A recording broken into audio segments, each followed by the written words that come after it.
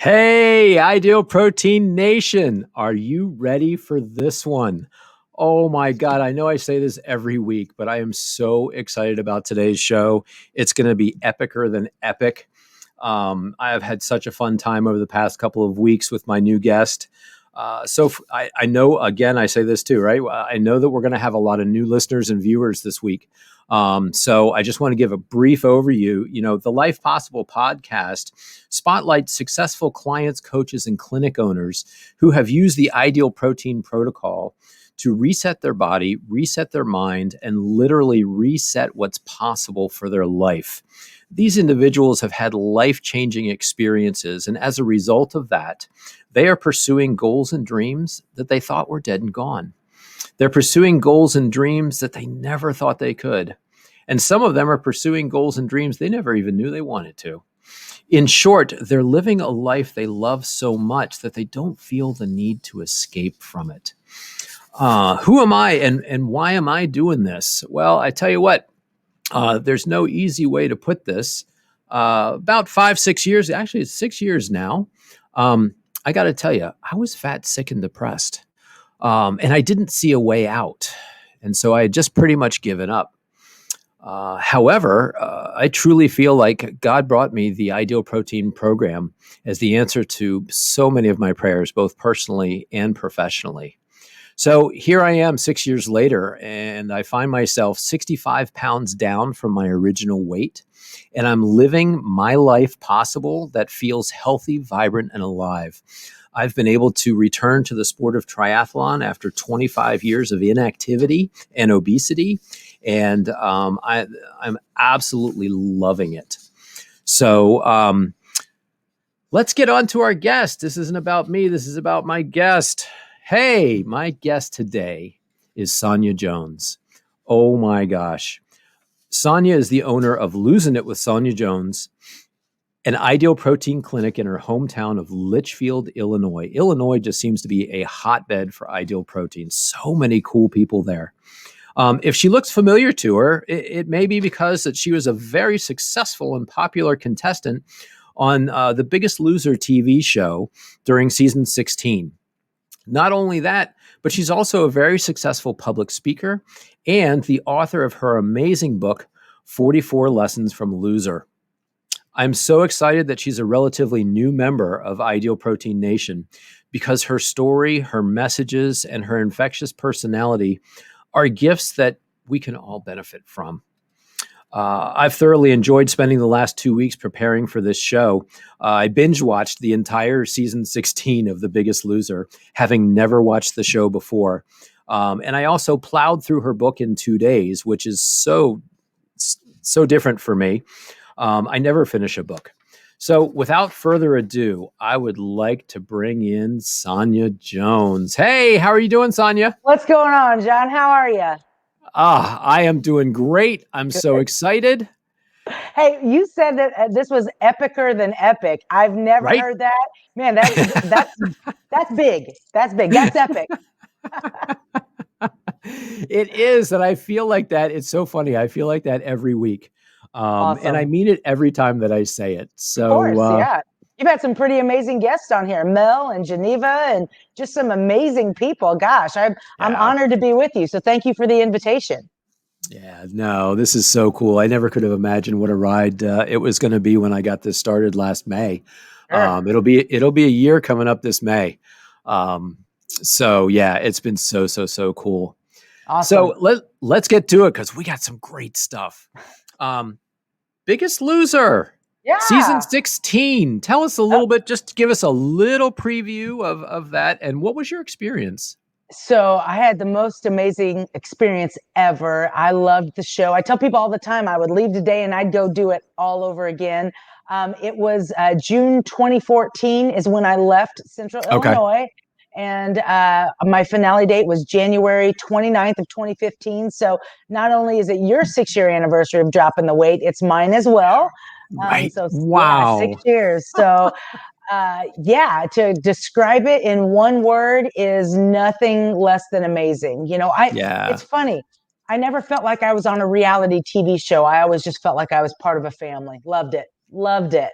Oh, that's so great to hear. Again, you hope that all those people that you work with were as fantastic as they seem, Yeah. and it's good to know that they were.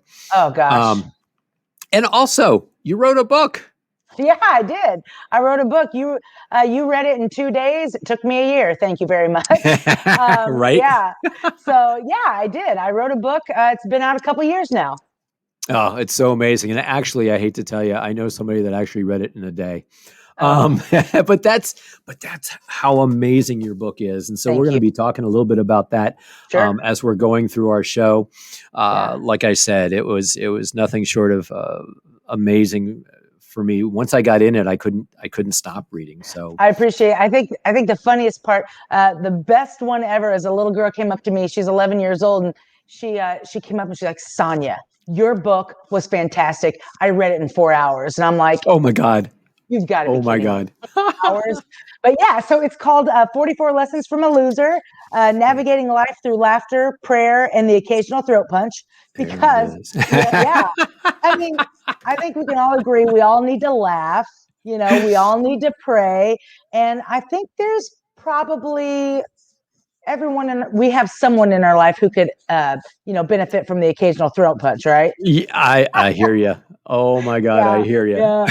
So, So yeah. yeah, and I do want to say right out of the gate too. Yeah. So I had grabbed a copy myself, like when I was researching who you were before I even Sure. asked you to do the show, right?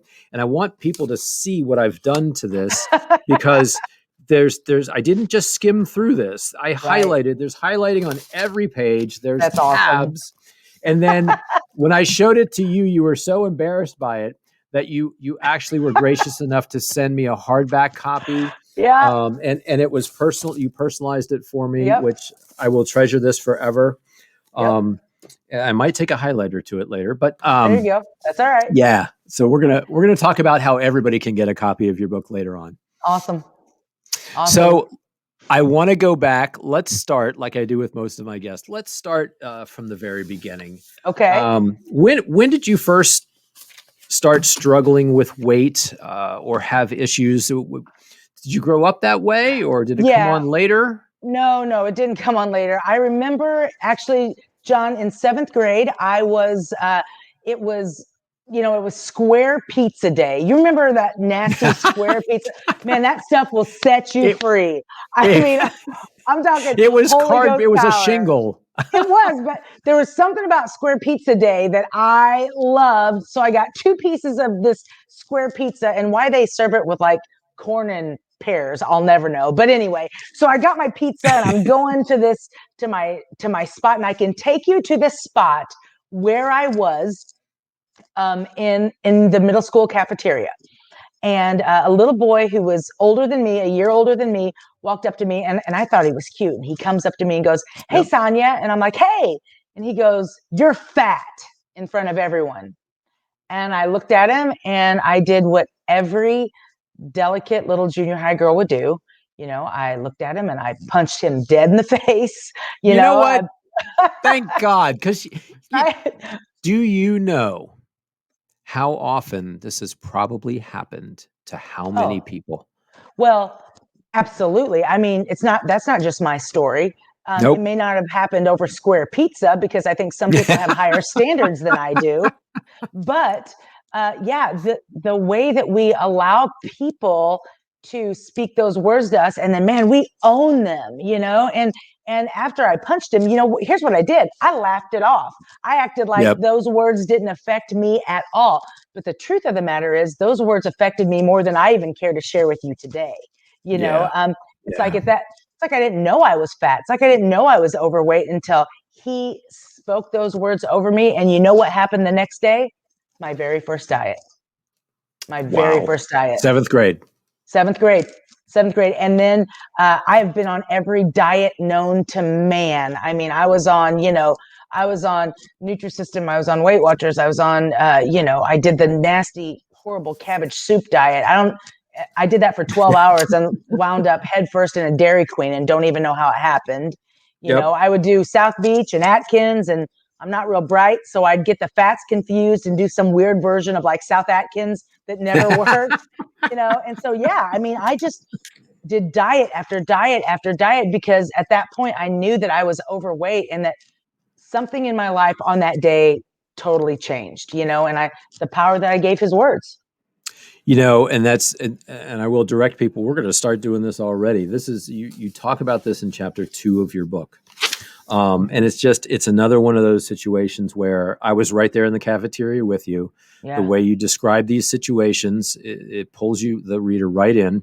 And what I really, again, the name of the title of this chapter is "Words Have the Power of Life and Death." that's right. Right? That's right. John, something inside of me that day died. And what it Yep. was a love for me, because I didn't know I was overweight. I was just going through life. And so what happened at that point is everything changed. I didn't want to get undressed or change in front of my friends. I didn't want to change in PE. Well, who does? But anyway, I didn't want to, right? I didn't want to. I instantly became embarrassed Yep. of the way that I looked. And the power that I gave those words, Mm. it was almost like a black cloud. And that's what I kept referring to it on the show. It was like this dark cloud over me that I Hmm. felt for so many years that no one else put on me, but that I did, because I did not like the way that I looked. And again, we talked about this while we were talking about the show and the pre-interviews. Um, Young girls, especially, it happens for both boys and girls, but young Yeah. girls especially face this on a much higher level now with Right. social media, Yep. all of those things going on. I can tell you that I have experience with a number of young ladies who are absolutely beautiful, Mm-hmm. inside and out, Right. and yet someone spoke these words to them Yep. early in their life, and that started a struggle that nobody ever could have anticipated. That's exactly right. And see, here's the thing. This is why I do Ideal Protein. This is why I do what I do. This is why I stand on a stage, is because what we have to do is we have to get to people. We have to get to young girls, college kids, women Yep. in general, and Yep. help them recognize that, listen, your worth and your value is not tied to a number on a scale. Your worth and your value is not determined by a $30 appliance that you can go buy at Walmart.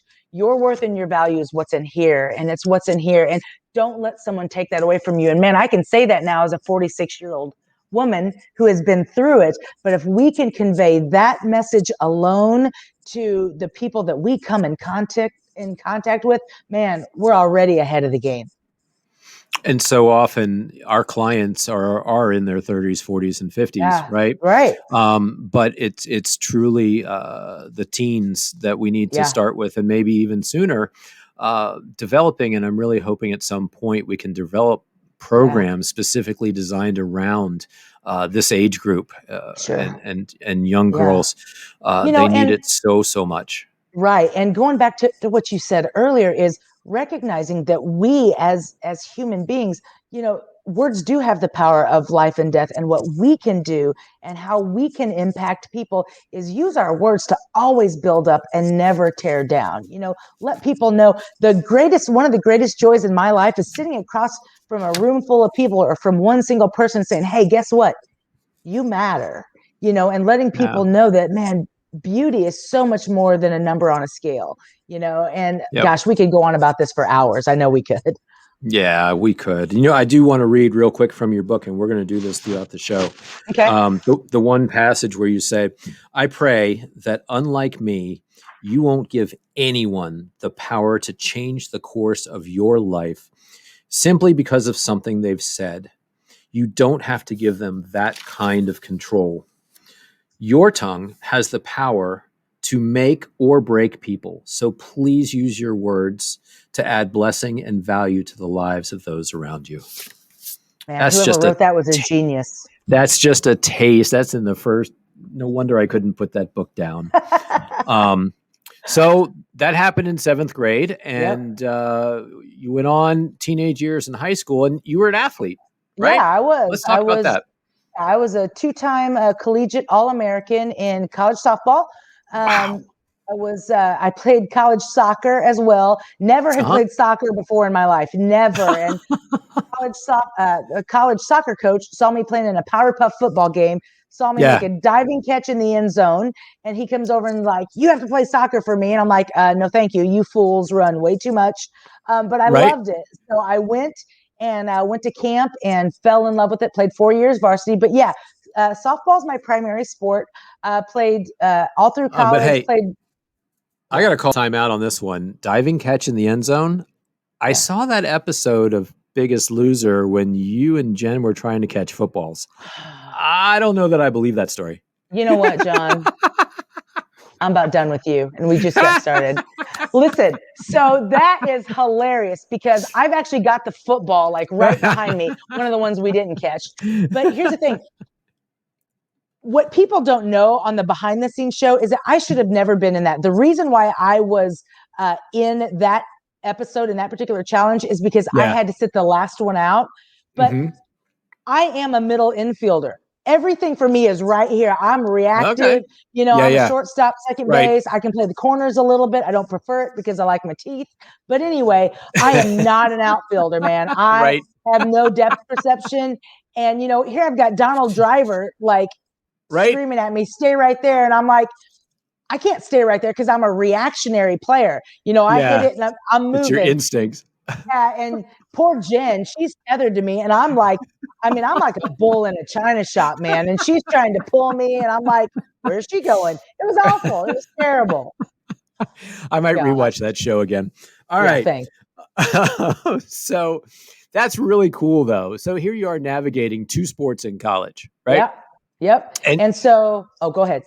and yet overweight.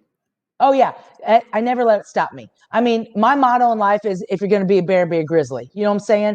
Yeah. So Yeah. I never let that stop me. I was for gosh most of my years. Now we were a Division III school, but most of my college years I was number one in hitting. So I Ah, I there was you I was go. a smart player. I knew that I wasn't from zero to first. From home plate to first base. I was probably the fastest player on the team. Man, you make me run like a triple and I need oxygen. You know what I'm saying? So I just hit the ball out of the park. There you go. And then you can just jog. It's a beautiful thing. But I never let it stop me. I was overweight. I even played soccer, Yeah. as a Yeah. college athlete. But I never let my weight slow me down. I actually used it for my advantage. And gosh, it helped me through college. It helped me through playing a little bit of semi-pro ball too. Yeah. Wow. Wow. And then you went into teaching. Yeah. Yes. So yeah, I was an elementary PE teacher, uh, junior high softball coach, high school, eventually became a high school girls track coach. And that was just by default. It was interesting. Uh, the athletic director came to me and said, hey, we need somebody to coach track. And I'm like, okay, I'm 283 pounds. Really? You want me to coach track? But then he's like, well, there's only 4 girls on the team. It'll be fine. I'm like, hey, how hard can it be? You tell them to There's run only quickly four. and turn left. So you run quickly and turn left, you're going to end up at the finish You're line. going to do well. Yeah. So, but actually, to be completely honest with you, I became a much better track coach than I ever was a softball coach. Um, Oh, I wow. I was a great softball coach because I had an amazing coaching staff with me. But for me, softball it was very natural. Mhm. Uh, People would say, "How do you drive the ball?" It's pitched on the outside corner of the plate to right field, and for me, you just do. You adjust your hands, Right. you adjust your feet, throw your hands to the ball, go, drive it to right field. But I had to break that down, for my athletes. And Hmm. so yeah, loved coaching. Man, I I'm a coach. That's what I do. Yeah. I can I coach you to get it. run through a brick wall. I love it. Yeah. And in your book, there was a great picture of, and I thought, and I thought, the picture, right? Yeah, I thought that was an amazing insight that you had in looking at this picture. You were waving somebody, it looked like you were waving somebody home. yeah, it's Um, crazy. and subconsciously, one arm was waving while the other arm was holding your shirt down so that it wouldn't Yep. ride up. So here's the thing. That picture was in the Sun Times, and everybody brings this picture to me the next day. This is after we won the state championship. Okay, Wow. Yeah. in So the cool. biggest coaching moment of my life. Here's a Yep. story. My center fielder, she's up to bat, and we're down in the quarterfinals. We're down 2-5, and we've got two on. And my center fielder comes up, and she jacks the ball to the right center gap. 2 runs score easily. And in that picture, what's happening is I am with my right arm waving her around, and with my left arm, I've got my shirt and I'm holding it out, because in even the biggest coaching moment of my life, subconsciously, I'm saying, I'm fat. I don't want people to see that I'm overweight. So I had no idea until this picture was taken that what was happening is that I was pulling my shirt out so that people wouldn't see how overweight I was, and how subconsciously that had been all the way back to 7th grade, had Yep. been embedded in my mind that you look terrible, that you're fat, that you're not, that you're not pretty, that you're not beautiful, that you're not, that you are just an overweight blob. And every time that you know, that's what I saw in every picture. But when I saw that picture, man, in the paper, that was my breaking point. And that's when I said, something has to give. And that picture was taken in 2013. We won the state championship in October of 2013. And I left for Biggest Loser that following June in 2014. Okay. Okay.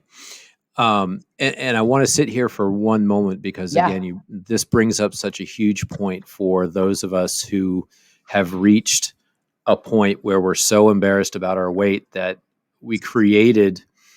Again, there's so many diversion tactics and ways to hide and Yeah. things to wear. You're always in the back of photos. You're never in the front. Right. I've heard some really good ones, but it becomes subconscious. It just Yeah. becomes a part of life to hide. That's Right. exactly right. And we get so good at hiding that we hide so much that we almost lose who we are. Yeah. We are so used to being in the background that anything in the forefront makes us so uncomfortable that Yep. we want to run, and that's what weight does. That's what holding on to that does for so many years. And there comes time when we don't even recognize it. We're so used to being in the background that we never want to take that step forward. Yeah. Yeah. All right. Let's segue to Biggest Loser then. All This is right. a perfect timing, right? Yeah. Um, so, fantastic story as to you even becoming or getting to the Biggest Loser. How did Yeah. that work? Well, here's the thing. I've been a fan of The Biggest Loser since season 1. I'm not kidding. I would sit with a big old pizza and a 2-liter soda, and I would eat and drink. And I'm like, man, that looks so hard. And I was right, it was. And as all leaders do, I was scrolling Facebook one day, and I just saw this caption, this ad, and it said, if you were a former athlete, apply online for The Biggest Loser. And I thought, all right, this was in March. So I applied online, and gosh, I forgot all about it. So about 6 weeks later, I get this email, and it says, we would love to see you at our open casting call in Itasca, Illinois. And I'm like, oh, well, that's interesting. So I go up on the Saturday with 15 other hopefuls, and I go and I have 3 minutes. Once I get through, I actually had a fast pass. So I didn't have to stay in that line, which started the night before. I got a fast pass, and I go in, and you sit at this table of 15 people at a time, and you have 3 minutes to share your story. And my story was essentially, because it's with some casting people, and you Mm-hmm. sit and you tell them your story. And here's my story. I was incredibly overweight. I had never been in a long-term relationship, and I was, my mom. So my mom is from Okinawa, Japan. They are the Okay. longest living people in the world. Yeah. So, but and my dad is from Central Illinois, so I am literally the only redneck Asian that you'll ever meet. But with that being said, here I am. I'm telling the story about how I, am killing myself with a fork because I can't control my food, and I was an elementary PE teacher who felt like I should be the model of health and wellness for a community, yet instead I felt like a complete embarrassment. And I got to share all that in 3 minutes. And they said, okay, Wow. thank you very much. If you don't hear from us by 10 p.m. tonight, it's a no-go. So I'm telling you Wow. what, I pulled out of that driveway and I thought, here's a bottom line. That was the biggest waste of a Saturday ever. So let's go get a Portillo's hot dog, because let's be honest, I Oh, was there you trying go. out for The Biggest Loser, not The Bachelorette. So I went to go get a hot dog or five. Um, and so I went and got a hot dog and headed down the highway. And they called me 20 minutes later and said, we would love for you to come back for a one-on-one interview in downtown Chicago on Tuesday. This is Saturday. And I said, Okay. okay. So I went for that one-on-one interview that's supposed to last 20 minutes and it lasted 2 hours. And I walked out of that hotel Wow. room and I thought, you better fasten your Yeah, right. seatbelt, sister, because this is probably going to happen. And the rest is history. I go through Oh, man. casting call or casting finals in LA, Yep. where I was Yep. sequestered, for 12 days. And it was amazing. It was such, gosh, I look back over it and what an honor. What an So, honor. please tell the people the statistics on this, because I was blown Okay, away when I heard them. sure. How many people, quote unquote, try out for a show, and then how many people are chosen? Okay, so 88,000 people applied for my season of the show. Wow. 20 And of they're us made athletes, it. right? Because this Oh, was yeah, an open call for athletes. right. This was all athletes. That Um, says something. yeah, Wow. 88,000 people applied for my show, but we had one of the lowest casting numbers in years. Most people, well, Biggest Loser has now been on for 18 seasons, and Uh-huh. millions upon millions of people have applied to be on that Right. show, and Right. only about 400 of us have ever gotten to call the Biggest Loser ranch home. And see, this is what I often say about that is that, you know, not everybody can go to the show, right? So Right. statistics prove that. The numbers prove that. Um, not everybody can go to the show. Not everybody who would want to go to the show, not everybody who could go to the show would even want to, because it was the hardest thing I've ever done in my life. Look at that picture of my face on Sand Mountain, right?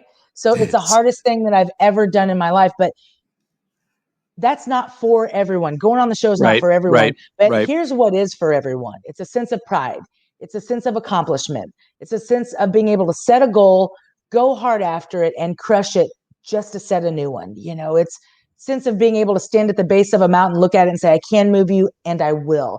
And that's what the Biggest Loser gave me. And John, that's why we do what we do, because that's why I want to give to every person that walks through my door. You know what I'm saying? Yeah. I want Yes. people to know you can do this. If I can do this, you can do this. Not everybody can go to the ranch. I understand that. You don't have to go to the ranch. Right. We'll Right. come to you. That's fine. But man, you can do hard things. You were destined to do hard things. It's okay. You can do this. And that's why I can't even imagine being a client in your clinic, coming into you as a coach. You've been a coach all your life, Yeah. and then the experience that you had with those trainers and with the attitudes and the Yeah. motivation. I'll throw a bone out to Jesse. The one thing that he said that I found fascinating that I'm still exploring in my head is that motivation pushes you, and Yeah. inspiration pulls you. Right. Stuff like that all the time. I can't imagine how much great stuff you have for your people. Oh, I'm the It's lucky. just, I'm telling you, I really am. I'm the lucky one. Just let's roll into the next point that you're going to make. Okay. okay. I want to bring up a picture of Jen. Here we go. There's my girl. Yeah, we're gonna bring up a picture of Jen Wiederstrom, who Yeah. was your trainer on Team Mhm. White in the Yeah. very beginning of the show. Yep. And I want you to talk about your relationship with Jen. Gosh, what can I say about Jen? She still to this day is one of my dearest friends. I literally talked to her 2 days ago. She's a doll. Here's what I can tell you about Jen. Who you saw on the screen once a week is the same person that I saw in my life day after day on the show and still do to this day. She connects. She loves hard. She wants the best for you, but she's no joke, man. She will pull it Yeah. out of you. She will bust your butt and she'll call you on your crap, man. She's because she understands that you don't get anywhere by just kind of smoothing things over. You got to go deep, and you got to be willing to, you got to go deep, and you've got to be willing to love hard. One of the things you and I talked about is, Jen tells people all the time, you come from either a place of fear or a place of love. Yeah. And Jen comes from a place of love, and she wants nothing else than, for her clients that she has currently, and for us as her contestants, her friends, her loved ones, man, she wants to see people soar. She's the real deal, man. She's money. I would take a bullet for that woman. I really would. And again, one of the later episodes where Bob shows up at the ranch, right? And there was that one time where he's training the trainers, Yeah. and holy crap, the way that she was throwing around those weights, again, talk about no joke. Dude, let me tell It you, in that episode, what wasn't really aired is that Jen was doing the same weight as the guys, oh, I and could tell. as Dolvett and as Jesse, and Oh yeah, she's the real deal, man. Okay, so part of my story, and I know we didn't even talk about this in the nope. outline, but I got to tell you, man, when I left for the show, do you know I wanted Dolvett Quince to be my trainer Oh, because I know. I read that chapter in your book. look at him. I mean, and he smells as good as he looks. You know what I'm saying? So I'm like, I want Dolvett. I want Dolvett. And when we met Jen for the first night, John, it was like God spoke to my heart, and he said, Yeah, she will be your trainer. She is, without a doubt, the best Biggest Loser decision that I made while I was on the show, having her be my trainer. And I'll be honest with you, I owe a lot of this to Jen. I want to coach my clients. I want to yeah, believe in them. I want to instill in them what she instilled in me, because here's the deal. She believed in me even when I didn't believe in myself. And that's what I want for my clients. That's what I want for our ideal pro. That's what I want for your clients, John. I don't want that. yeah. That's not something that we just hold on to. Nope. I mean, this world is about us paying it forward to every single person that we come in contact with. I am so grateful for the Biggest Loser. I'm so grateful for that past experience. But man, I got to tell you, I believe that if we're not doing something today that we're proud of, we're missing the mark. So I love Yeah, my relationship with Jen. I love what it was. I love what it still is. I love what it will be in 25 years. But what I yeah. love about it right now is that it has empowered me to be that type of coach to my people in my clinic who I adore. And like I said, I feel like I'm the lucky one when they walk through my door every day. Do you hear that, Illinois? Oh my God! I'm serious. When you said this last week when we were going through this part of the interview, I still get goosebumps. I love that. I Yeah. want to be what Jen was for me to my clients, and I just Well, think here's that's super you know, powerful. I think there's something that we've got to come to, and I know we're going to talk so much more about ideal protein later, but here's what it comes down to is that obesity, um, it comes with something that, how do I want to say this? It's almost like, yes, it is an effect, but man, there's a cause that is Hmm. driving that. Hmm. And I Yep. know we'll get to this later, but man, I want people to recognize that you're worth it. It doesn't matter what the scale says right now, that, you are worth it. And what I love about our protocol is that it gets people to see in them what they never thought was possible. You know what I mean? And it's something that Yes. I see in them right now when they walk through the door, when they're huffing and puffing just to make it from the parking lot in to sit at my table. I'm like, you Yep. can do this. We were created to do hard things. We were Yep. created to And do I hard love that things. saying. I absolutely love that saying. Say it more. Um, Yeah. but that's it, right? The biggest deal about the Ideal Protein program is the science of the protocol and then the humanity of the Uh-huh. one-on-one coaching, Yes. right? I Yes. mean, the Because here's the coach is thing. Oh, key, yeah. right?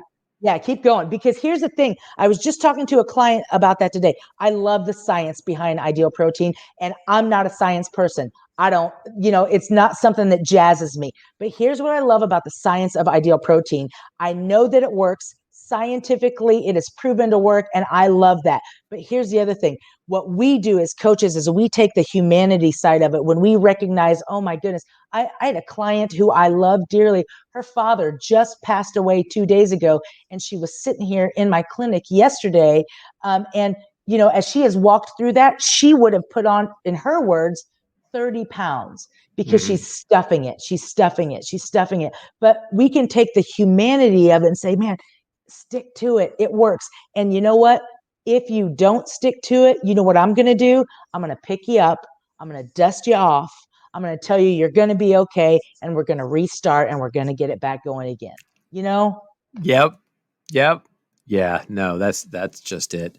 The other thing too, while before we leave the subject of you and Jen, Mm-hmm. um, I asked you what was the most impactful. What was the thing that she told you that impacted you the most that you actually will use with your clients? So many things, so many lessons that I did outline in the book, but probably the most beneficial, and one of the things that I use for my clients right now, is to be comfortable with being uncomfortable. Hmm. Sometimes if we're staying comfortable, we're probably not growing, and staying comfortable, it'll cripple us because we're staying right here all the time and nothing's changing in our lives. Yep. Uncomfortable is a good thing. Think about it in these terms. A woman gets pregnant, she starts to get stretch marks on her belly, right? Well, why? It's because of new life, it's because of growth, it's because you're being stretched. And those things, they're healthy, they're good, they're things that cause us to grow in ways that we could have never anticipated. So what I find is that oftentimes when things get uncomfortable, people will step back just a little bit and they'll say, no, no, no, no, this hurts. This hurts. Man, bust through that wall. Go Yeah. after it, because just beyond that wall is something that you cannot even imagine. It's something that will cause you to be a person that you have never known. I was scared to death getting on that plane to go to The Biggest Loser. I thought, who does this? Who in the Oh, hang world? on.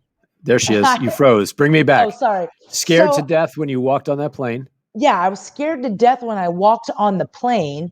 And the thing is, I thought, why am I doing this? I should be able to do this here. I should be able to lose weight here at home. But man, I almost let that fear stop me from getting on that plane. And the thing is, Yeah. if I had let that fear stop me, I would not be where I am today. So uncomfortable is healthy. Uncomfortable is good. Uncomfortable will push you to be the best, amazing, most fantastic version of yourself that you can be. So go after it and go after it hard. Get comfortable with being uncomfortable. That is probably one of the best lessons that she taught me. Oh, that's amazing. And Yeah. I am going to jump ahead since you brought that up right here. Let it be more impactful if we talk about fear. Um, Okay. One of the lessons, lesson number 16 in your book, 15 in your book, um, is fear, right? Yeah. Don't let fear Yeah. stop you. That's right. And Don't. Yeah. I love this quote, and I wanted to read from it. You say, "What great adventure are you talking yourself out of because of your fear?" And I wanted to bring this up as you said that because it just fits so perfectly. Fear can be a debilitating foe, or it can be your dearest friend, but it's your choice. Right. That's right. And that's just it. We don't have a lot of choices in our day. We don't choose how somebody is going to treat us. We don't choose, a call we can get, an email we can get, so on and so forth. But what we choose is how we respond. And what I've Yep. found is that oftentimes, if you take that first step, that back foot is going to follow. Don't let fear dictate whether or not you take that first step, because that first step is the one that's going to really, really matter. Because that back foot, it's going to follow, and you I just love that. keep trucking. I mean, think about it. If I had talked myself out of getting on that plane, Right. John, I had all the right answers. I said, oh, who does this? I've got a great family, great life, great church, great friends, great blah, blah, Yep. blah, great job. Who does this? And I thought I really thought that I was being responsible. No, I was being a Nope. coward. And I was not allowing myself to accept it. And finally I said, knock it the heck off. You're going to get on that plane. You're going to go, you're going to change your life. So sometimes we just got to we can't let fear dictate whether or not we take the first step. Just jump. Well, and how many people are sitting at home thinking, I really should do this ideal protein program. I've seen it change my friends. I've seen it change my coworkers, but they're scared about it and they're doing the exact same thing, right? They're, Right. they're saying, they're talking themselves out of it with all of those. You should be able to do it yourself. There's you know what to do. You don't need a Right. program, blah, blah, blah. And they just get stuck in comfort. They just get stuck where they are. Well, because And it's comfortable there.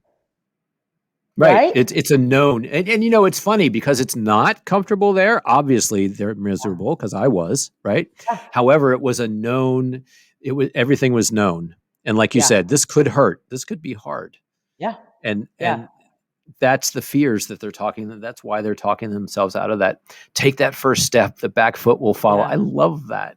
Well, and it is going to be hard, and that's okay. My But favorite hard is good.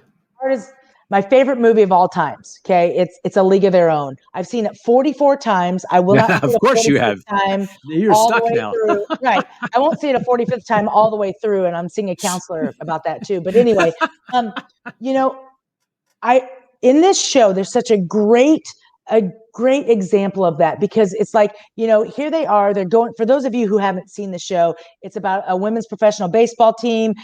Gina Davis is the star player. Her name's Dottie. Jimmy Dugan is her coach. It's Tom Hanks. He's masterful in this movie. Yep, And it's it my was favorite great. movie of all times. But what I love in that movie is that, it's before Game 7 of the World Series. Dottie comes out and she's loading her truck. Okay. And Jimmy Dugan comes out and he looks this way in his, he sees his team loading the bus. He looks this way and he sees Dottie after a very rocky season loading her car. And he walks over to her and he says, "Hey, going on a little road trip, Dottie?" And she said, "No, Jimmy, I'm not. I'm leaving." Her husband, Bob, got wounded in the war, came home last night. Now they're going back to Oregon to start a Right. family. And he says to her, he's like, "You're quitting before Game 7 of the World Series?" He says, "Dottie, don't do that. You aren't." He's like, "If you do that, you'll regret it the rest of your life." And, she looks at him, she says, "Jimmy, it just got too hard." And he gets nose to nose with her. He looks her dead in the eye and he says these words. He says, "It's supposed to be hard. If it wasn't hard, everyone would do it. The hard is Yep. what makes it great." And every time I say it, I get goosebumps Yeah, because the right? hard is what makes it great. Going on The Biggest Loser was the hardest thing I ever did in my life, but man, it was the most worthwhile thing I've ever done in my life. And what my clients who are coming through my clinic right now are recognizing is that this is a hard road, but man, they're worth it. And it's okay Yep. to jump into hard things because you can do hard things. You were created to do hard To things, do and we hard can do things. this. Love it. Let's blow through. Let's let everybody know how did The Biggest Loser go, and what was the outcome? Did you win? You know what? I'm about done with you. You're 0 for 2 strikes and you're out. No, okay. So I lost. I lost. You didn't. No. We're not going to go there. You didn't lose, right? Hold on. I lost the competition. I lost the title of Biggest Loser. I lost $250,000 by 0.01% of my body weight. So Oh I dear lost Lord. $250,000 by less than a pound. And Ideal Protein Nation, you can make your checks payable to Sonya Jones, and Sonya's with a Y. But no, I did. I lost the competition by the closest margin of loss in Biggest Loser history. Yeah, So yeah, 1 pound. one Oh less than a pound, less than a yeah. pound. But I wouldn't change it for anything in the world. I would not go back and rewrite the script. Well, and again, it's a compelling part of your book, and we're going to direct people to that part of your book to really read through those details. But one of the most poignant things that we talked about was here you are on national TV in front of millions of viewers, and you just came in second. Right. And like you said, the confetti, holy crap, the confetti. The Yeah, confetti right. went off, but you had a choice as to how you were going to react. And you knew like special people were watching the TV. Yeah. Tell, Well, tell us about that. so here's the thing. If you told me 30 minutes before I walked onto the stage that I was going to lose that competition, I'd told you, you're nuts. You're crazy. Because I did everything just right. I ate the way I was supposed to. I drank the way I was supposed to. I worked out the way I was supposed to. I did everything just right. And when, I'm standing on stage and boom, the confetti's falling, but it's not for me. And I Yeah. lost the Yeah. competition. And it's interesting in that moment, John, it was one of the most powerful and pivotal moments of my life because I felt like the Lord not for the first time, but I felt like the Lord spoke to my heart and said, listen, you have an opportunity right now to model because all of my kids are at home watching. Yep. Yep. All the kids that I had coached for years and years and years were watching. Families were watching. And here's what Coach Jones says. Coach Jones has told me for a long time, it's not whether I win or lose, it's how I play the game. And so for me, I had the opportunity to model that in front of my students that sometimes, even though you can do everything just right, sometimes the chips just don't fall your way. And I have a responsibility. We have a responsibility to be able to win and lose with grace and integrity and mercy, even when there's a lot of money at stake, even when there's 5 million people watching you, even Mm. when it hurts like heck. We have a Yeah. responsibility to win and lose with grace and integrity and mercy because here's the bottom line.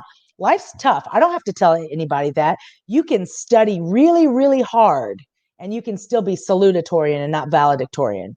You can practice harder than anyone else, and you can still not be the state champ, but be the state runner up.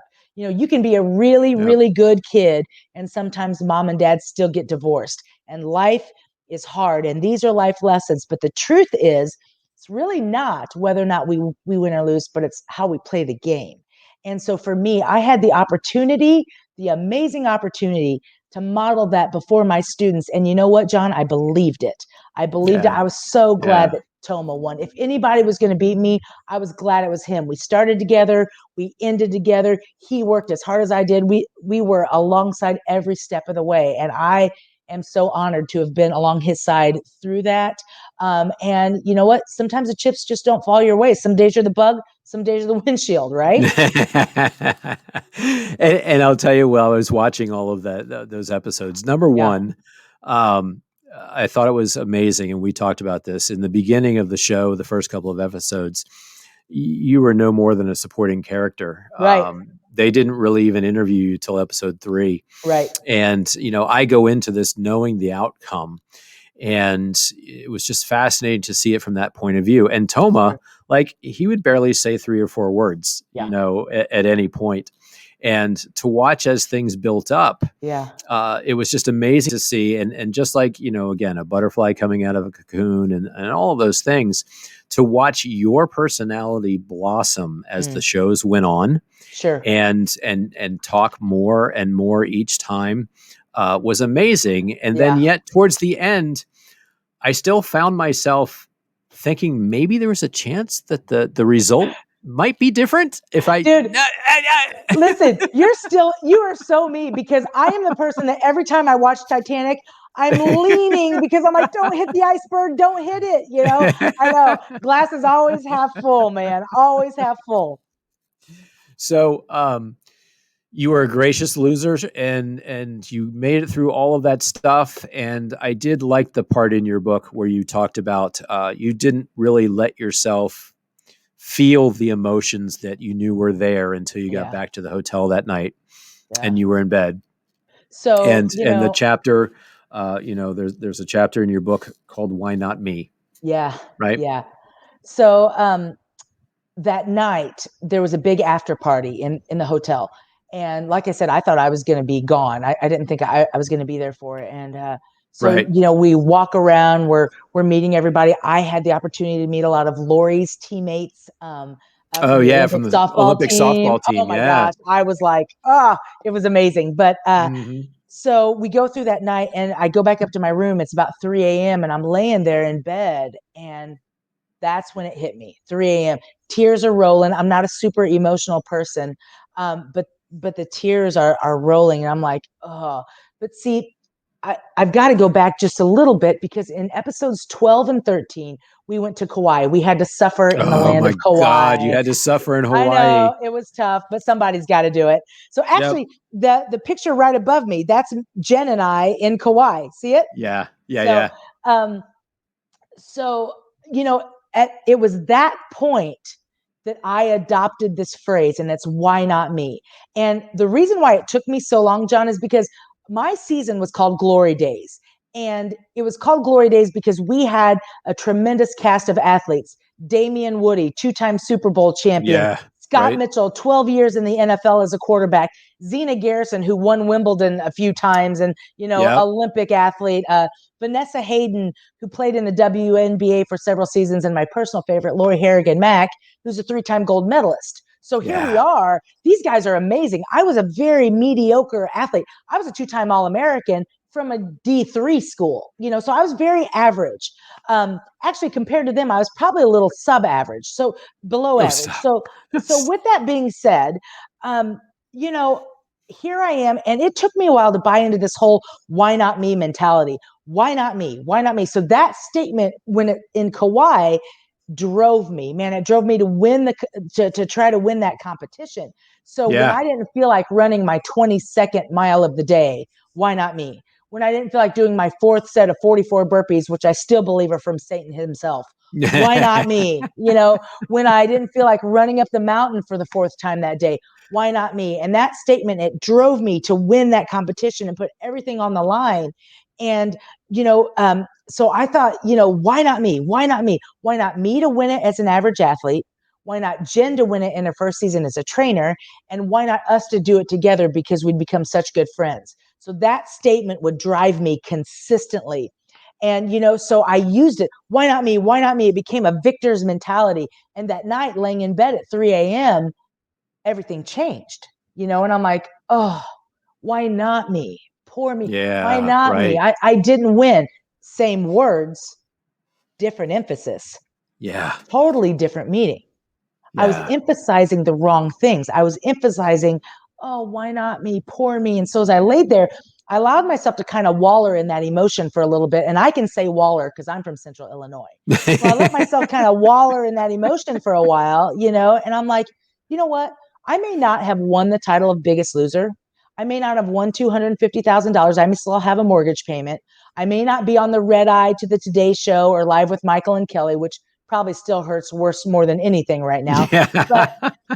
man, I may not have won all of that, but I won. I won my health. I won my happiness.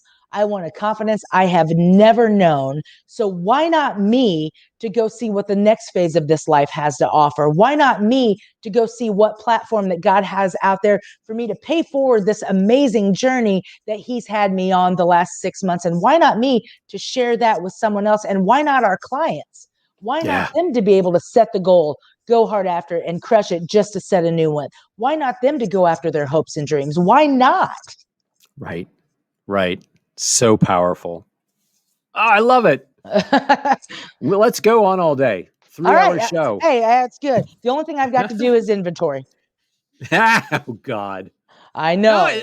Oh, that's a struggle. What? I, I'm done with you. No. yeah, I know, right? All right. Hey, you know what though?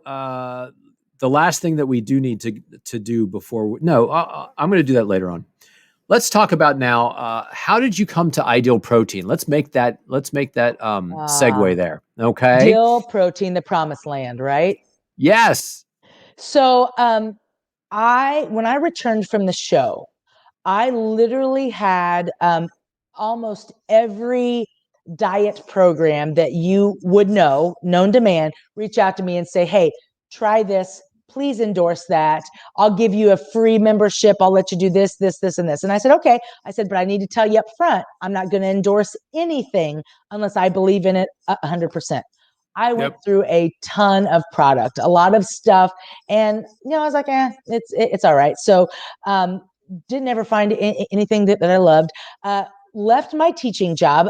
A local medical group reached out to me and said, hey, would you be willing to be an outreach representative for us? And I said, yeah, absolutely. Would love it, because now I got to speak full time loved that. I'm And sorry. so, Speak yep, speak full time. yeah, yeah. You didn't even like to speak in front of audiences before. Listen, it's not that I didn't even like it. I had a massive speech impediment. Like I had a stutter and a stammer before the show that I feel like God completely healed me of, one, and two, with the confidence that I got, like I mean, you can still hear it sometimes if I don't really know what I'm talking about. Like if I came up and started talking to you about something I didn't know, you could hear it somewhat. But yeah, before the show, I would have never been on a stage in front of 5,000 people sharing Right? anything, you know? Right? So yeah, so this, but then I got back from the show and people wanted me to speak all over our great nation. And I'm like, okay, I guess I'll go. I mean, you're paying me well enough. I'll go share my Right? experience. And John, I fell in love with something. I fell in love with the power of a positive message in a microphone, because you'd be shocked at the amount of people who, one, we all recognize there's a lot of negative out there, but being Yep. able to stand across from a room full of people and let them know that they matter, and let them know Yeah. that they can do this thing called life, and that it is such that you can, like we said earlier, do hard things. So when I was living out of suitcases every weekend, I thought, man, if I could ever get a place to pay me full time to do this, to speak, I would do it. Right. And this medical group, they HSHS Medical Group is who it is. Had a great experience with them, and I spoke on their behalf and kind of mirrored my story with theirs, and went to work for them for about 3.5 years. And that's where I got to know and hear what Ideal Protein was. And Yeah. like when I found Ideal Protein, it was like, this is it. This is it. But I didn't know what that meant, because I was still working for this medical group. Yeah. And, This is fascinating. yeah. Yeah. So here I am. I'm working. I'm putting in like 80 hours a week. I made great money, but I earned every cent of it. So I'm I'm speaking sure. in various communities every week. And I would get to this point where so then a global pandemic hits, right? And so Right. my job is to elevate the brand of who the medical group is in the communities. Well, the communities are shut down, so I can't do what I was doing. So I was Hmm. furloughed last April. I was Yep. terminated in August due to COVID. And then it's like, now what? Now what do I do? And I found success with Ideal Protein. It was kind of a weird story, but not to digress on that. But the thing was, I knew enough to know that it was quality, and then I believed in it. So that's when I just, I took one of my favorite churches, which is down in Alabama. It's called Church of the Highlands. They were doing a 21 days of fasting and prayer. And I thought, you know what, God, and this happened the day that I lost my job. And I thought, you know what, God, I'm just going to seek, I'm going to see what's next. And it was day 7 that I really felt like God laid on my heart that this is where I'm going. This is your next step in paying forward your journey. And this is where you're going to help people, instead of being on a stage and instead of communicating what can be done. I'm going to help people in the foxholes. I'm going to help them in the trenches, and we're going to do it together. And so I got in contact with Ideal Protein. I actually went through a friend of mine who is a licensed clinical social worker, which we'll talk about that later, I know. Yeah. But we explored, opening this clinic, and I'm a standalone clinic here. And Yeah. so I was furloughed, then I was terminated, and now I'm in the land of Ideal Protein, and I could not be happier. Again, it's such an amazing story, and everything that you've been through in your life has totally prepared you for where you are now. That's right. And it's amazing. I love this. You're in your clinic right now. We're looking at how beautiful it is on the Thank you. inside. And I can't imagine, uh, again, a more perfect person, a more perfect environment, and more passion than I even have, it seems like. And when we were talking about this, it was amazing to me how all of that fell into place. Yeah. And even, you opened a clinic in a In a global, pandemic, right, what right? moron does that, right? I'm like, hey, why don't we open, businesses are shutting down left and right. And I'm like, Right. hey, Let's open let's, one. let's open a health and wellness clinic, and I'm like, Right. you know what? It's funny. I mean, gosh, I just knew, John. It was like, Yep. Yep. God was like, let's do this. I'm like, all right, let's do it, because um, I just I believe in it so much that, and I know not only, here's the thing, not only are people looking to get healthy and lose the COVID-19 or beyond that, Right. more weight than that, but they're also longing for connection because we're so isolated right now. And here in central Illinois, we practice social distancing, we do everything that we can, but the bottom line is we're still connecting. I mean, my Hmm. people still walk through the door every single day. I still weigh them, I still measure them, I still am I'm in their business more than they want me to be, probably, and we're connecting and we're seeing amazing results. Um, I opened in mid-October of last year. So Okay. we're about 5 months in. We've Yep. lost about 1,644-ish pounds. We are, Wow. Wow. I've got almost 60 phase 1 clients on the Uh-huh. books. It's just, I love it. I love what I get to do. It's the best job in the world, It is if I can even 100%. call it a job, Yeah. right? Yeah. It's a job. Yeah. I always said I wanted a vocation that I don't need a vacation from. I want a vocation that I don't need a vacation from. And that's what I've got. Yep. Yep. Um, yeah, and you know what the other part of it too is, and you had mentioned it before, but the science of the protocol, right? Oh, yeah, You know that it works. It's amazing the way that it's been put together. Dr. Tran, when he developed this over 10 years ago, absolutely. um, absolutely amazing. And I have to share with you that I have taken it on, and God put it on my heart to get you as jazzed about the science and to geek out over the science of this thing as Sure. I do. That's right. Um, because it is just so amazing how it works from the inside out, right? Right. I mean, Yeah. it's a totally go ahead. One of the best lines, as I was talking to Ideal, when I was talking to Sheila about Ideal Protein, one of the things that she Sheila said, Conklin, yeah. yeah, that I feel like it sold me. I knew it, but it sold me. She said this. She said, what I love about this protocol is that it heals us metabolically. So it's going to heal your blood pressure. It's going to bring blood pressure down, cholesterol numbers, insulin, all of this Yep. stuff. It's going Yep. to bring it down. And a happy side effect is you also lose weight. And I thought, that's it. That's it. That's Because it. let me tell you what's happening in my clinic. I mean, I have a woman who I love dearly. She is the top pound loser in my clinic. Right. Well, she's very close. She's Oh, lost hang in about there. 6 pounds. No. Let's slide back real quick. She's the Okay. top. Sorry, did I freeze? Yep. That's Okay. okay. So she's been one of the top losers in my clinic. She's one of the Yep. biggest losers in my clinic. Yeah. When she came to me, her blood sugars were running about 350, and her insulin, she was taking, Holy. now this is on insulin, 40 units in the morning, and if I remember correctly, 80 in the evening, okay, for a long time. So now, once she was on protocol, she's lost 60 some pounds. She is down to She's down to no insulin in the morning, Yep. 10 units in the evening. Her blood sugars are perfect, and she is winning life. Her doctor's like, keep doing what you're doing because before too long, you're going to be off of insulin altogether. Yeah. Yeah. Yeah. I just talked to another woman who just got she's only been on since January. In January, her A1C was 11. She just went back last week. It's 6.1. Wow. Hello. You know, Hello. I have a woman who is she donated a kidney because that's the kind of person she is. She's amazing. And her kidney numbers always kind of look like she's in borderline kidney failure just simply because she donated a kidney. She only has one. And her Hmm. doctor's like, your numbers look great. It almost doesn't even look like she's in kidney, Wow.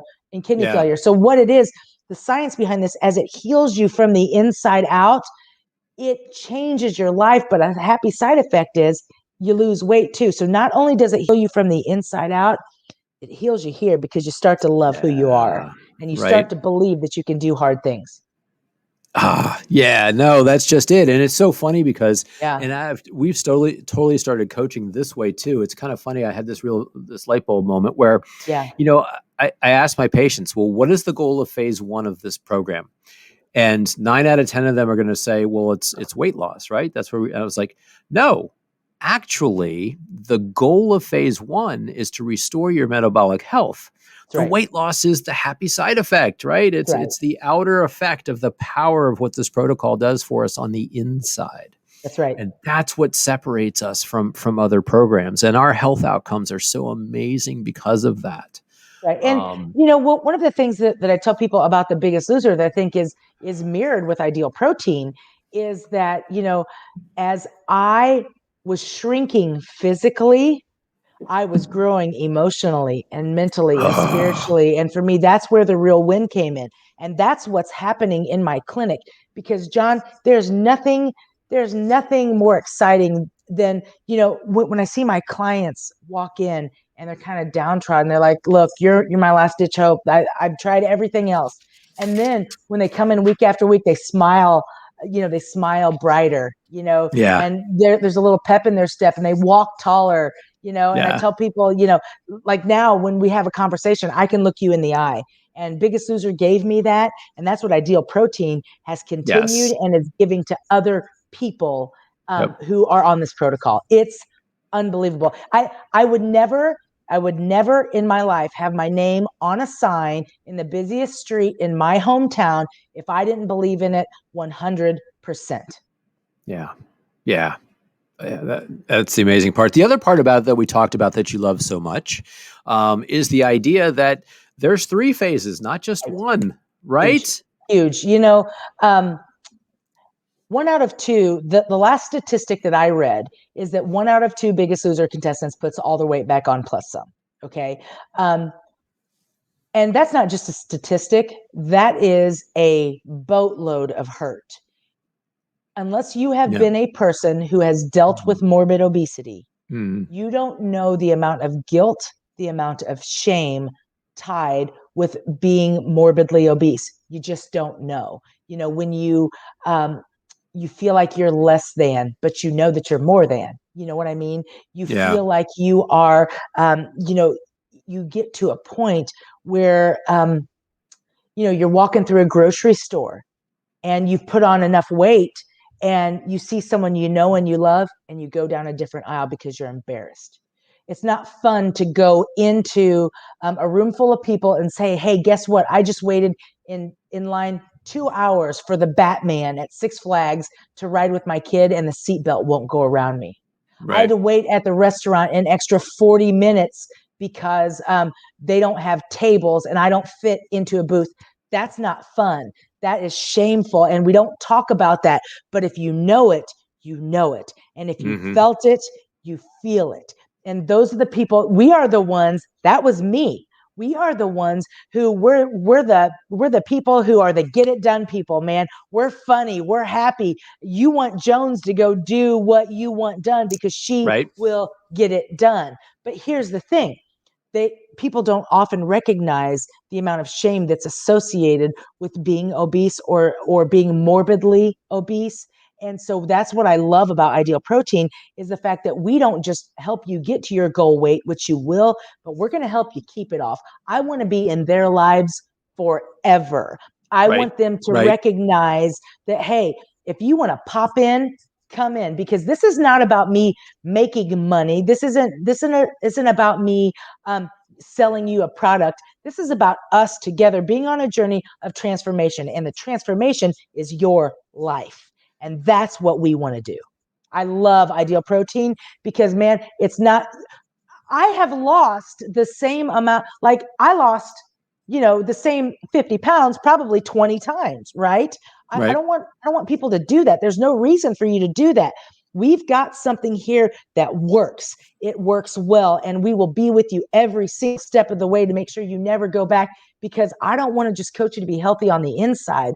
I want you to be healthy here. And I want you to be proud of who you are. I don't want people to be skinny. I want them to be strong. I want them to be healthy. I want them to feel like they can conquer the world. Oh dear God. I'm gonna go. Actually, I am. I'm gonna go gain 50 pounds just so I can be one of your clients. No, you're not. I'm No, you're I'm not. gonna move. I'm gonna move to Illinois just so that uh, I can experience coaching with you in your clinic. uh, Goosebumps. absolute goosebumps. And I'm telling you out there now, we talked about this before the show. I truly feel like God is going to use this show to help many, many, many, many people. Praise God. And That's what it's and about. I hope that they just heard what you just said. I hope so. Um, wow, I don't even know where to go from here. No, we're definitely we got so much stuff here. Now, your clinic, I'm so jealous of this aspect of your clinic too. And we're going to wrap this into the whole thing that your producer, when you were leaving the show for the final time, Yeah. your producer had two pieces of advice for you, Right. Yep. and that has led to the second one of the best, coolest parts of your clinic and the Right. experience that somebody who comes to your clinic can actually take advantage of. Right. Take us through that. He says, I've got two pieces of advice for you. So we sat down. We had just wrapped season episode 17. We're sitting in the front room, and Joel walks in. He says, "I have two pieces of advice for you. It's me, Toma, Rob, and Woody." And this is what he said. He said, "When you walk through the airports, when you leave this place, what you need to remember is that 5 million people invited you into their home every week. You don't know them, but they know you. So treat them Right. with respect." Okay. So that was one piece. The second thing he said was, when you get home, get a therapist. And I thought, a therapist? I'm like, counseling's kind of for weirdos. So, and I just really like food. So I'm going to leave that to people who really need help. So I'm totally good. I'm not going to do that. And then I got home, and I know this, I don't know if you want to go here now or you want to wait, but there, he, let me just put it this way. He was right. Yeah. Yeah. You know what? Let's go there. This is Okay. the aha moment. Yeah. Well, and it's why I do what I do at my clinic. So I get home from the show. All right. And, I'm just home, and I'm trying to figure out how to put the new Sonya into the old Sonya lifestyle. And I am eating what I didn't know at the time. I'm eating my feelings. I'm emotional. I'm stressed. And I got to a point, and my breaking point past show to get me back into therapy, to remind me what Joel said, was he said, when he said to get a therapist, I kid you not, the at a Walmart.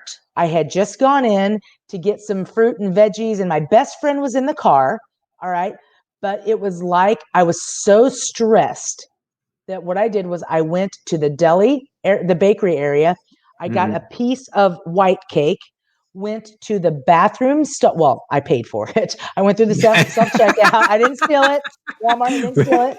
Um, I go to the bathroom stall, I close the door, and I pick it up with my fingers and I eat it.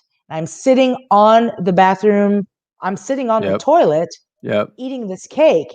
And Oh, I you walk, froze. You froze on the toilet, oh, shoot. Sonia. There's nothing Let's worse than freezing go on back. the toilet. Oh, this is probably one of the biggest moments in the whole show. And That's you're awesome. frozen Yeah. on the toilet with Yeah. eating cake. There's nothing worse than being frozen on a toilet, right? Yep. So Okay. here I am. I'm eating this cake, and it dawns on me, Sonya, you have a problem. You have a problem. So I go to a friend of mine who's a counselor, and I said, do you know of anyone? I said, I feel like I'm addicted to food, and she said, I do. So I go to this counselor. I went to 3 counselors, John. Broke up with Yeah. all 3 of Yeah. them because I'm like, it's not me, it's you. There wasn't a good connection there. Yep. And there And has to be. right, and I went to this next one, and she is a certified addictions therapist. Mm-hmm. And my stint with her was in the counseling world was very short. But I just walked in, and I walked in like Tigger, like, okay, can you just help me figure this food thing out real quick? Yeah. But Right. here's Right. but here's the thing: you don't get to be a contestant on The Biggest Loser because you like a little piece of pizza. It's because you have an emotional tie to food. Why Correct. was it every time I was mad, happy, angry, sad, did I want to go through a drive-through? But anyway, so we go through a few counseling things, and my aha moment is this: I go in to her office one day, and she's like, "How's your week?" And I didn't act like I really had anything. And she said, I said, it was good. She said, did you have anything overly emotional happen? And I said, no, not really. I said, well, there was one thing. And she said, well, what was that? And I said, well, a friend of mine got married. I went to her wedding, and a bunch of us were going to meet together. And it was going to be my group of friends, and we were going to sit together at the wedding. And she said, okay. I said, well, when I got there, what I did not know is that it was, all of my friends plus their husbands. So here I am sitting alone again, single girl Mm. at a table by myself with my friends. And I said, but it was fine. I said, I left early, called my best friend, said, what do you want for dinner? I'm coming home early. Okay. And she said, oh, she said, can we unpack that just a little bit? Which at that point I knew I was in trouble. I'm like, yeah, we can. And she said, and I want people to really hear this, because I did Yep. not even know what was happening in this moment in her office. She said, can we unpack that? And I said, yes. She said, okay, you're at your friend's wedding. You recognize, you think that your friends are coming by themselves, but it's them and their husbands. And you're sitting at this table with all of these people, and you're the only single person. She said, how did that make you feel? I said, it Mm. was fine. She said, Sonya, fine is a texture of hair. I'm not asking you that. She said, how did it make you feel? I said, it was fine. I was the life of the party. She's like, no, you're telling me what you did. How did it make you feel? And I'm like, fine. I was embarrassed. Okay. She said, what else? I said, I was sad. Okay. I was lonely again. I felt unwanted because I was the only single person at a table without a date, and all these people have their husbands. And so here I am again. She's like, okay, now we're getting somewhere. She said, so you called your best friend and you left the reception early. And I said, yes. She said, what did you do? I said, I went home. She said, Mm. okay, you're sitting in the parking lot. And what did you do? I said, I went home. And I'm like, dude, I'm paying you $150 an hour. Are you not listening to what I'm telling you? I went home. Mm-hmm. She's like, Mm-hmm. okay, did you turn left or right out of the parking lot? I said, I turned left. She said, okay, you go home. She said, you're headed towards home. Did you stop anywhere? And I said, no. Oh, yeah, I did. She said, where did you stop? Mm. And I said, I stopped at the Road Ranger. She said, what did you get? I said, I got 4 donuts, 2 candy bars, and a large Coke. She said, okay. She said, Wow. so you're driving home, and you call your best friend, you decide what you guys want for dinner. She said, what did you do with that food? I said, I ate it. She said, okay. She said, where did you go? And I said, I went to the sandwich shop. And she said, okay. When you got to the sandwich shop, what did you do with the food wrappers? I said, I threw them away. She said, okay. What did you order there? I said, I ordered 2 sandwiches, 2 bags of chips, 2 brownies, and oh, I said, I ordered 4 brownies. And she Mm-hmm. said, okay, what did you do with the other 2 brownies? And I said, I ate them right there and threw the wrappers away. And she said, okay. She said, now we're heading home. You're almost there. She said, did you stop anywhere else? And I said, no. Oh, yes. I stopped at the cookie shop. She said, what did you get? I said, I got 4 huge cookies and I ate them on the way home. And she said, okay. She said, did you stop anywhere else? And I said, yes. She said, where did you stop? I said, I stopped at the gas station to throw all of my food away. And she said, okay. She said, you stop anywhere else? And I said, no. She said, okay. So you pulled into your driveway. You had just, and you walked in and you ate an entire meal, which is 2 sandwiches, 2 bags of chips, 2 brownies you shared between you and your best friend. And you didn't even recognize that you had just consumed about 5,000 calories from the time you left the reception until you came home. She said, honey, do you recognize that your battle is not with food at all? Your battle is with your emotions. You don't know how to do anything other than medicate with food. And that is where we have to get. That's what we have to fix. And it was like, John, in that moment, it was like, aha, Yeah. aha, I get it. Now I recognize that every time, like I said earlier, every time I get mad, happy, angry, sad, bored, I want to dive headfirst into pastries, into Mm-hmm. donuts. And Mm-hmm. especially on times when things hurt and Yeah. things are not going well in my life, the first thing I want to do is go get a dozen donuts. And why is that? Well, it's because food's never judged me, right? It's been my drug of Yeah. choice. It's been what I've gone to. I'm so grateful that my addiction is not something that has me laying on a street corner looking for my next hit, but my addiction is Right. still Right. there. It's still there. And my aha moment brought me to a point of recognizing that I am so tied to food that that's the cycle of addiction that I have to break. Yeah. God, how powerful. That just to hear you go through that whole story and to read it in the book as well. Yeah. It was super, super powerful as I was reading, and I couldn't stop. And that was the thing that you said in the book. You say, I suddenly realized that food had always been the drug that I turned to when I needed to feel better. Right. It never talked back or judged me. It was just there. It was always there. Mm-hmm. But right then I realized the only way for me to win this battle and to truly get healthy was to learn to manage my emotions instead of stuffing them. That's Right. right. Yeah. And there are coaches and clinic owners out there right now who know clients who immediately come to mind when we're talking about this stuff. And if we don't have a good professional, we can coach, Yeah. and coaching can get us so far. But there are some things that need a counselor, Yeah. that need a Oh, therapist, right? that's right. That's right. And Well, so then because how are you dealing with this? so here's the thing. I know that I'm a great coach. Man, I can coach you to run through a brick wall and come back for more. I know that. Coaching is from here going forward. Therapy deals with what has happened in the past to Hmm. make you do some of the things that you currently do. All of our coaches in Ideal Protein recognize that when people come through and they say, I've fallen off the wagon, it's not just because they wanted to. It's because something has been precipitated in their life for that week that has been really hard, that made them medicate with food versus something else. Now, Yep. with that Yep. being said, one of the things that I have done in my clinic is the counselor that I just talked to you about. Her Yeah. name's Julie Tucker Ponder. She's a certified addictions therapist. And what we have gone to doing is we have emotional eating groups right here in the clinic that she Ah. and I facilitate. She sees some of my clients as patients.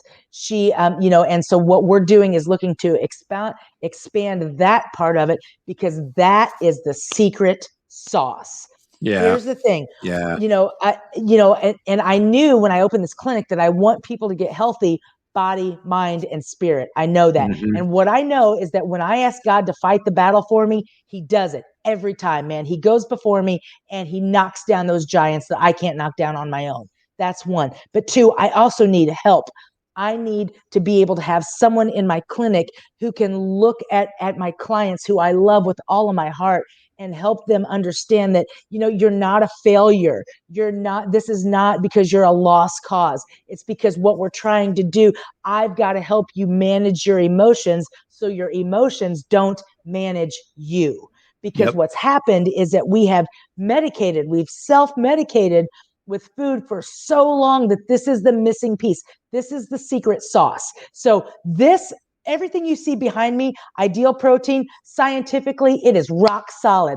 I will get you to where you are by using everything that I have behind me. That's no problem. It works. It's the best thing out there. However, when the waves come and they toss us to and fro, what we have to be able to do is recognize food is not going to fix my problem. Food is not going to be what helps me get healthy, meaning right here. Yep. Food Yep. is not Mentally healthy. something that I should use to medicate. It's something that I should use for fuel. And Yeah. that's been fun. That's been fun because I like I mentioned earlier, my client who her dad passed away this week. Man, that's hard stuff. Yeah. Right. I've got clients who are dealing with really, really, really hard things in life. And things like a few of them who've had COVID even. And so what do we do in our clinic when they've had COVID?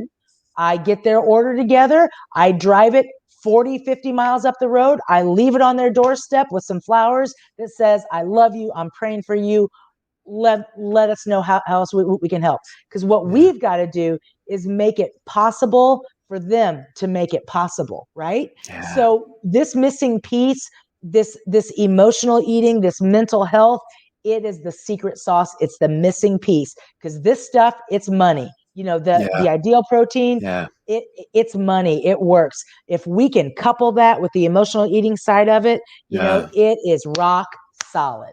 Yeah. Yeah. So Rock solid. powerful.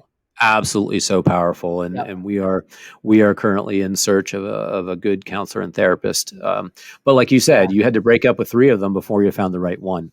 that's right. And if you get somebody that totally does not understand weight loss, and the addiction piece of that, Yeah. it's just not a good fit. Well, I mean, I So, don't want to go to somebody who's a buck 08, and who's like, I right. understand your struggle. Lady, I could eat you for lunch. I appreciate you, but no, But you don't I understand mean, my struggle. no, you don't understand my struggle. I mean, she thinks she's had a hot dog and has gone off the deep end. No, let's have 14 and then let's talk. you know and I'm not saying that someone who is smaller can't understand that. I'm not saying that at all, because I value their expertise as well. However, I want to know, and here's a cool thing. One of the best things that I did was I had my certified addictions therapist Yes, yes. go Tell this. through protocol. Tell And this. I Yep. mean, here's the thing, she's never been on a diet in her life, never, Yeah. never, never. Okay, so Yeah. she goes on ideal protein and she starts experiencing keto flu and thinks she's going to have full-blown come apart, you know what I'm saying? She's like, oh, I don't know if I can do this. But it was the best thing for our clinic, because here's the thing, she understood it academically. She knew how traumas of life could affect your eating. She knew it all academically, but when she felt it, Yeah. oh Yeah. man, it's different. And so now she's made me a better coach. She has become a better therapist, and we have Absolutely. become better for our clients. The things we hit on Thursday nights, man, Yeah. it's hard, but it is so good, and it's building a foundation for which when our clients are in phase 3, they're gonna feel Yeah. like they can conquer the stinking world, man. Oh man, that is just so cool. I love that. And again, it's kind of funny. I'd say just about 100% of the people who have worked in my office, off and on over the past 6 years, ended up going on protocol just because, right? Like I would never say to somebody, you have to do protocol. Right. I mean, they just said, I've got to do it, doc. I've Right. got you. And it's just kind of like, yes, you do, because then you'll really understand it from the inside out. That's right. And then you'll know what it feels like when you feel so good. Yeah, Right. right. Absolutely. Yeah, a lot of my people never recognized how good they could feel. But here's the other Yeah. thing. That's the What point. Yeah, what's fun about it is um, watching their hope and their joy restored. Because Yeah. I have one client who suffers from an eating disorder that she just refers to Ed. She refers to him as Ed. Yep. And Yep. and the protocol of ideal protein has helped her kick Ed to the curb. Now, it Yeah. doesn't mean that he doesn't like Yep. he He doesn't like chatters at her. chatter. Yeah, but she can flick him off and be like, you know what, sucker? Yep. No, Yep. I'm better than this. And seeing them walk taller, man, and feel like that they can do this thing called life. I love it. Yeah. There's nothing Yeah. better. Yeah. All right, Sonya. I'm going to bring this thing in for a landing.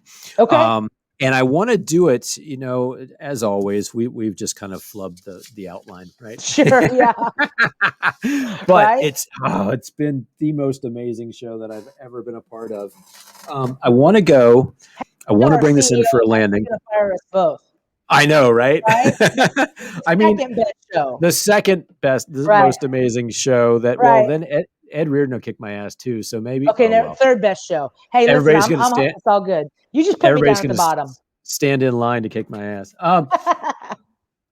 So in your book, and Yeah. I connected with you right out of the gate, even before I met you, Mm-hmm. because of your book. And one of the things that from very first chapter, you talk about the concept that we are fearfully and wonderfully made. Mhm. And for me, that struck a chord because that verse, that Bible verse to me, I praise you for I am fearfully and wonderfully made. Right. I have always said, and it will be in the very front of the book that I write, the science of this protocol and the experience of going through this on all sides has given me an exquisite appreciation for just how fearfully and wonderfully made that we actually are. Yeah, absolutely. And you talk about, we talk about that from a scientific standpoint, but also from a soul standpoint, mental and emotional standpoint. Mhm. And you set us up in this very first chapter of the book with a story Yeah. about you on your way to The Biggest Loser. Yeah. And I'm going to bring up a graphic while you talk about this as well. Sure. So Um, Take us through this. So it's that picture on the left-hand side. I had the flight attendant take the picture, and that is on June 9th of 2014. And I'm flying from a small aircraft from Springfield, Illinois to Chicago, and then Chicago on to LA. As I was as I was on the plane from Chicago to LA, I began to get more anxious and just stirring up inside of me that I was, what am I doing? What am I doing? And I knew that the only thing that I could do at that time is to pray and seek God. And so I put on my worship music and I was listening, and I had probably one of the most amazing worship experiences of my life. And it was in that moment that I felt the Lord impress upon me at that time that I was fearfully and wonderfully made. And John, I have to tell you that I almost did a double take. And the reason is because, it was almost like I knew that at this point in my journey, I had to take God at his word, that I was going to believe for the first time ever that what he said in his word is true, and that I was fearfully and wonderfully made. Because here's the thing, I'm really good at taking God at his word for other people, right? Right, So right. I can hold a newborn baby and I can look at it and I can say, man, you are fearfully and wonderfully made. You are beautiful. I can look at a Dalvet Quince or a Jesse Pavelka and be like, dear Lord in heaven, Or those men or are a fearfully and Jen wonderful. Yes, or a Jen Jen Wiersum. Wiederstrom. Yeah, yep, she's a beautiful woman. I can look at those people and say, man, they are fearfully and wonderfully made. But me, at 283 pounds on a 5'4" frame, I'm fearfully and wonderfully made. Come on. I had a Right, hard time right. swallowing that for myself. And for me, oftentimes what we do is we get to a point where we lose the weight, or we try to bring ourselves back together. Then we present it to God and say, look, God, here, I did this. Yep, Now bless me. yep, Right. But no, yep, yep. here's what's amazing about that story is that I felt the Lord speak those words to my heart on my way to the show, Two, not not yep. after. Yeah, So God's love for me at 283 pounds was always there. It was always true. It was always real, and it was always evident. And the love that everyone else in my life, family and friends, had for me at 283 was as real as it is today at my happy goal weight. You know what I'm saying? yeah. But for me, I had to get to a point where I could accept that love. I had to get to a point, and for me, that was shedding weight. That was the catalyst to get things going. That was, like I said, the catalyst that helped me recognize that, man, I am fearfully and wonderfully made. And he spoke those words to me when I was at my lowest, when I was at my darkest, when I felt like I didn't matter, when I felt like Right, I was a right. complete disaster. And that's what makes this story so poignant and so powerful, is that we don't have to be perfect to come to God. And we don't have to be perfect in the eyes of our loved ones. And we don't even have to be perfect for us. But man, we got to set ourselves up so that we can recognize that for ourselves, because the love that God had for us and my friends had for me never changed, never wavered. And they saw it. The hardest conversations that I had, John, is when I came back and my friends said to me, Sonya, with tears in their eyes, we never knew. We never knew how you felt about you. Um, Yeah, we loved you, so we assumed you did too. And those were the hardest conversations that we had. But because I had this wall around me that I didn't want people to know how I really felt about me. That was hard. That's hard to verbalize. yeah, yeah. No, so tremendous. When we talked about that, I wanted to make that an impactful part of our show, because Uh, so many people need to know and hear that. uh, Um, And I because they also feel like, are, yeah. they are, you are, no matter what phase in life, if you hear nothing else today, hear this. You are fearfully and wonderfully made just where you are. I don't care if you're 500 pounds. I don't care if you're 150 pounds. It doesn't matter. I don't care what your past has, what's in your past. It doesn't matter. Today is a new day and you are fearfully, wonderfully made. And God has a plan and a purpose for your life, and that's what we got to go after. That's what we have to go after, because you were bought with a price and you're made for a purpose. Um, yeah. So I know that you didn't necessarily want me to do this, but I feel like I have to do this. And I really want to promote your book. Again, I'm almost, like I said, I'm almost willing to gain 50 pounds and move to Illinois just so that I can No, experience, don't do it. just so that I can experience coaching with you. We can just But talk once a week. there are people. Oh, you heard it here first. We're going to talk once a week. You promised on the show. All right. There are people all around the world that listen to this show, and they can't get to you. And I feel like this book is going to be one of those things, one of those ways that they can get as much of you as will be possible. Sure. And so I wanted to kind of again say. The name of your book, 44 Lessons from a Loser. Why is it 44? They don't know. Tell us that. Oh yeah, that's a good point. So Yeah. 44 has been my number. 44 has been my number since junior high all the way through semi-professional softball. I am nuts about the number 44. I mean, like I said, I've seen A League of Their Own 44 times. I won't see it a 45th time. I get up, my alarm, if my alarm is set, it's set for 5:44 or 6:44. Yep. If it can't be 44, I have it, and it's 22. I can't tell you the amount of people who will text me throughout the day and said, "Hey, it's 4:44, praying for you right now." 44 is my number, so that's why I went with 44 lessons from a loser. Now, as I was writing the book, I confess to you that I wish my number had been 22 or Yeah, 7. right. That's a lot of chapters. Oh my God. And each one of them is worth, I got to tell you too, the stories that you tell are, I've laughed. I think I've laughed more during this show than I have during any other show, but reading your book, I found myself belly laughing too. Oh, the The stories, jellyfish, there's Tommy. jellyfish in there. There's Tom the Turtle in there. And there's a really, really great chapter about Spanx. And that's Oh all man, I'm going to say. I'm going Right. to tell you right now, the Spanx is the real deal. I am just glad that someone wasn't hurt. I've read. I mean, shrapnel, just trust me. Oh, right, right, And right, the one right. And losing my pants, do you remember that in yes, downtown in Springfield? Like, downtown. Yep, when it was pouring rain and you oh were my leaving the God. restaurant. Yes. And I'm like, man, it's cold. And I'm like, Yeah, right. wall of windows. And these people are like, I'm like, crap, my pants are down. Well, and again, that's why I felt like I knew you even before we talked, and Yeah. and I can't say enough about what this book does to you. But I want everybody on the show to hear this. I want you to go to Sonya's website, www.losinitwithsonya.com. That's the website for her clinic. So again, if you're near Litchfield, if you're within a 5-hour radius of Litchfield, Illinois, and need an ideal protein coach, that's where you find out her contact information to become a client. But also, this is where I want you to order the book. There's you can see kind of in the upper right hand corner, there's a button there called 44 Lessons from a Loser book. And this is where you're going to order this book. You're going to get the hardback copy. You're not going to get the silly paperback copy like I had. Yeah. And also, there's another button right next to it. After you order that, if you click contact, and I would love for you to do this, let Sonya know that you saw or heard about this book on the Life Possible podcast, and she will personalize it for you, just Yep. like I will she did sign for it. me.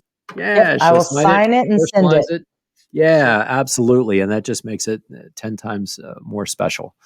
Thank you. So please head over to her website and order her book. One of the best books you're ever going to read. And,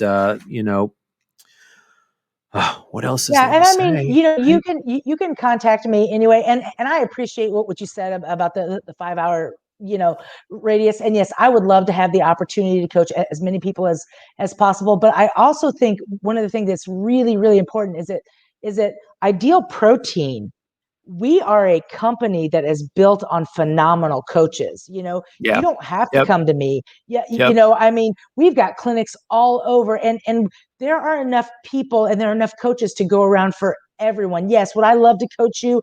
Absolutely, 100%. But man, you're a great coach too. My CEM Courtney, she was a great coach, and I know that there are so many life-changing coaches in our program in Yep. Ideal Protein that you can't go wrong. So yeah, take that first step. Don't let fear dictate whether or not you take the first step. But also, yeah, through this podcast, if you'll hit the contact button, reach out to me. I would love to have the opportunity to just chat with you, to pray with you, to whatever, to just connect with you because this is important. I mean, life stuff. Um, you know, walking a health and wellness journey is not easy. So it would be my honor to connect with any of our listeners. Oh, thank you so much, Sonya. This will be one of my favorite shows forever. Um, Does that mean I'll I am get an invite back at some point? 100%. That's just All right. not even a question. And I tell you too, and like I've told a lot of my people, when travel opens up and if we get super weekends going again, Oh yeah. I can't wait to fly around this country and into other countries and meet the people that I have had the privilege of having on this show. That's been the big bonus for me, is making friends like you. And although Well, I come into these shows thinking I'm a good coach, and I leave going, dude, I don't even know why anybody in your clinic loses pound, because that's that's these not true. guys, That's not these true. men and women are just killing it. And Well, I mean, so, and that's what I love about Ideal Protein is because you've got coaches with so many different yeah, strengths. yeah, My strength is not knowing the science of it. Here's what I know: it works well, and I trust scientists to do their job to make it happen. Now, yeah, I can yeah, coach you to the best of my ability, but I love how there's so many different types of coaches throughout our entire organization that make it run like a well-oiled machine. And man, yeah. that's fun stuff. But when travel opens up, I am coming to the DC area and we're going to Do Batterson's it. Church, period. Oh, absolutely. Right. Draw the Yes. circle. Draw the Circle. Mark Batterson, one of our favorite authors Yeah. that we and Chase the Lion. Yeah. That's a date, man. That Man, and that would here's be the so thing. freaking cool. His mantra is one that I adopted early on in the show, Yep. and it's like I'm gonna work like it depends on me. I'm gonna pray like it depends on God. You know what I'm saying? I Yep. worked my tail off, and I think that's another good segue to what we do here. Yep. We're gonna work like our lives depend on it because man, it just does. It does. Yeah, it absolutely does. Well, thank you so much, Sonya. Oh my Um, gosh, my pleasure. we're going to bring this in for a landing, and I will talk with you very, very soon. Sounds good. Sounds good. Thank I'm so grateful for this opportunity. So grateful to Ideal Protein. Thank you for doing all that you're doing. Because I'm telling you what, this is important work, and the best thing we can do is restore hope and joy and a smile and confidence in people, and that's what we're doing through Ideal Protein. So keep going. You're doing absolutely. awesome. Thank you so much. It is a pleasure and a passion. All right, Ideal Protein Nation. Um, what can I say? What can I say? So amazing of a show. I knew it was going to be fantastic from the beginning. Um, but I couldn't have asked for a better guest than Sonya. Please pass this show on to your friends, like it, share it, subscribe to it. We are on Facebook, we are on YouTube, we are on iTunes, Spotify, Google Podcasts, wherever you find your shows. So thank you so much for joining us today. And as always, keep pursuing your own life possible.